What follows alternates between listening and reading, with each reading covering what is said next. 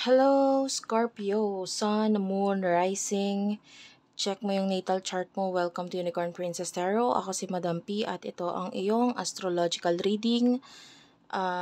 Pag-usapan natin yung full moon na magaganap dito sa around, not around, but rather sa November 16, 2024.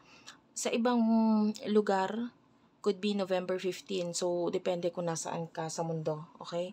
But anyway, dito sa Pilipinas, November 16 ito nagaganap. So, by the way, bago ako magsimula, if you want to book an astrological reading, dito ka pwede mag-inquire. Ayan, screenshot mo na lang. Hindi ko na masyadong babanggitin yung tungkol dito. Kasi para masimulan na natin to. Anyway, so, the sun is in Scorpio. So, yung talagang, yung itong mga nakaraan until by this time of full moon, talagang ang focus ng tao sa'yo, no? Talagang nakatingin sila sa'yo, ang dami mong improvement, ang dami nangyayari sa'yo. And because of that, yung full moon na ito, this is happening in the sign of Taurus, kasama niya, or nagkakaroon ng pagkakatabihan with the planet of Uranus. So, ayan, maraming pagbabago na maaaring magbago sa iyo around this time.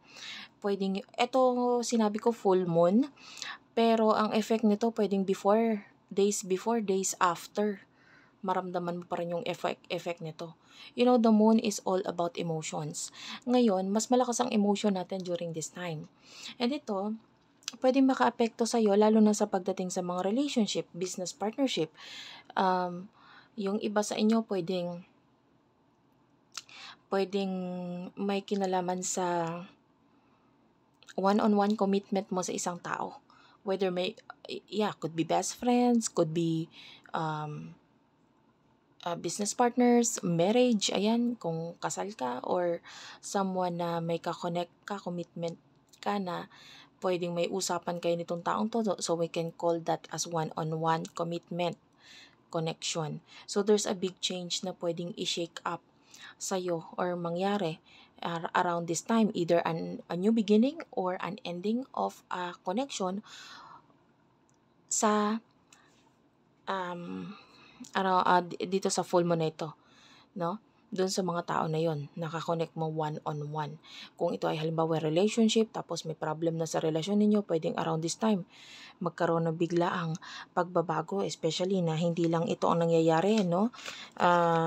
Hindi lang yung conjunction with the Uranus, nandito pa yung sextile with the Neptune and the trining with the Pluto. So, yung iba sa inyo, pwedeng a new beginning na may kinalaman sa iyong hobby, creativity, talents, skills, ayan, or pwedeng new bagay na ma-discover mo na makakapagpa-entertain sa'yo, and makakatulong yon sa iyo, no, to become more happy. Around this full moon, ang mas focus mo dito is yung mga bagay na nagsisenter sa kung ano yung totoong ikaw, ano yung emosyon mo, ano yung makakapagpasaya sa'yo. And there's a big transformation here. Yung iba sa inyo pwedeng may kinalaman sa work, career, money, ayan. Maybe even relationship mo with your siblings. Ayan, maybe an ending of a fight with the siblings or start ng fight with the siblings. Yan, kung hindi kayo okay ng siblings mo, ayan, pwede magkaroon ng pagkakagulo around this time. No, pwede may mga malaman kang sikreto, etc. Or vice versa, pwedeng yung hidwaan ninyo na magkakapatid, pwedeng mawala or matapos na around this time. So, alam mo yon, yung parang kasi kung ano yung emosyon mo around this time of full moon, pwedeng makaapekto sa kung ano yung mangyayari dito sa either ending or new beginning para sa'yo. It includes relationship, business partnership, ayan, yung iba sa inyo, pwedeng connection mo with your staff if you do have a business. And also, yung iba sa inyo, pwedeng may kinalaman din naman sa big change pagdating sa work, sa career. Ayan, especially nagkakaroon ng trine with the Pluto, no? So, ito pwedeng someone who is authority, your boss. Ayan, or pwedeng yung iba, you will meet a person who will become your boss, who will become your business partner around this time, and this will be the start of something new sa connection ninyo. no? And this will be a very happy connection para sa iyo. Medyo nakikita natin yung pagiging malayo mo, or I mean, Neptune is here. So, it's also forming a sextile with the moon. So, ito nagpapakita ito na medyo magiging madali yung pagbabago sa iyo, kasi pwedeng you know what you want, ano yung hobby mo, ano yung makakapagpasaya sa iyo, and maybe mas gagamitin mo yung intuitive mo, yung spirituality mo, yung dreams mo. Medyo malaki din ang maitutulong ng dreams mo around this time to help you sa bagay sa buhay mo na alam mong pwede maging sign yon yung dreams mo, kung ano yung mga bagay na mababago or babaguhin mo talaga sa buhay mo. And ito, magkakaroon ka ng motivation around this full moon para i-pursue yung mga bagay na talagang gusto mo sa buhay mo, ano yung magbibigay sa'yo ng security, ng peace, and comfort. And pwedeng yung iba sa inyo magkaroon ng mga activity na may kinalaman sa usaping pinansyal. Ayan, whether ito ay i-end or sisimulan. O yung iba naman sa inyo, pwedeng may mga bibilhin na gamit na pwedeng may kinalaman din sa iyong finances, may kinalaman sa iyong investment. Yung iba pwedeng there's pag-aari or pagmamay-ari na ibebenta. Like for example, you are no longer hindi ka na masyadong nagbe-benefit sa isang gamit na ito, so you want to throw it away or give it to someone else. Yung iba pwedeng ibenta, so there's a high chance of that. And then yung iba naman sa inyo, pwedeng new beginning or pagbili ng gamit na pwedeng may kinalaman sa makakapagpasaya sa'yo. Okay? And also yung iba pwedeng may kinalaman sa music. Yeah, you will be more inclined sa music. And pagde-decor ng house, pagde-decor ng workplace, or maybe yung iba changing of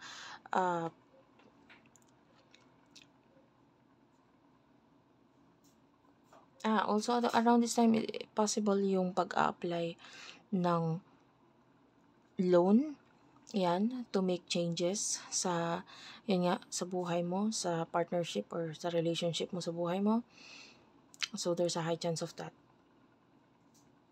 Okay, kasi ang focus mo dito, the moon is in Taurus. So Taurus is more about material things and beauty.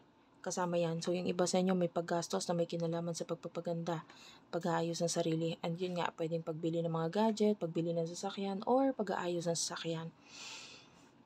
And you will be more inclined sa music. So, yun, yung iba sa inyo kung hindi magiging okay yung full moon sa'yo, like for example, nagkakaroon ng hidwaan, hindi magandang connection with a friend, with a business partner, etc. Pwede mong gamitin yung music as like pangtanggal ng mga stress na ito sa buhay mo. So, let's start, or let's get card for you.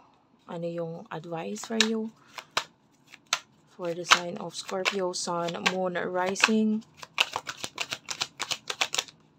Yeah, you do have here the Sun, the Knight of Cups, the Two of Cups. Yung iba sa inyo, there could be also a new relationship that is about to come sa iyong buhay. Yan.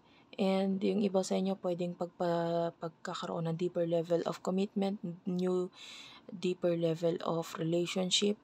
Yan, from being friend into a relationship. Ayan, or yeah, there's a high chance of pagkaroon ng completion sa'yo. You do over the world. So,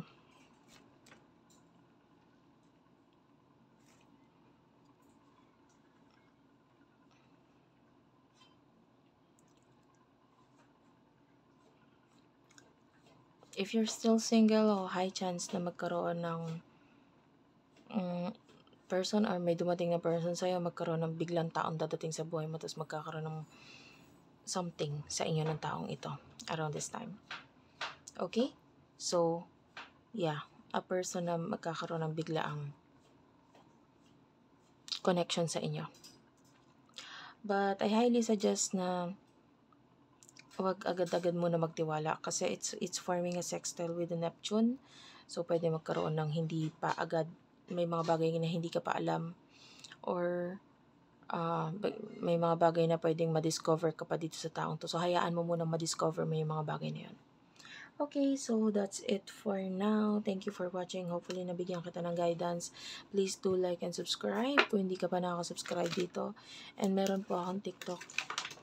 Dito ka pwede mag-avail sa akin ng mga product, mga bracelet, crystal bracelets, pampaswerte at evil eyes. Bless and cleanse lahat yan, guys. Na meron din tayong Facebook page, Gmail, dyan ka pwede mag-inquire sa personal reading. Meron akong palm reading, astrological reading. Magkaiba price nun. Meron din akong reading wherein private, yung gusto mo makausap ako. Pwede tayo mag-meet, magkita. That is also possible. Mag-inquire ka na lang doon sa pinaka-page. So, thank you for watching. I love you all and bye-bye.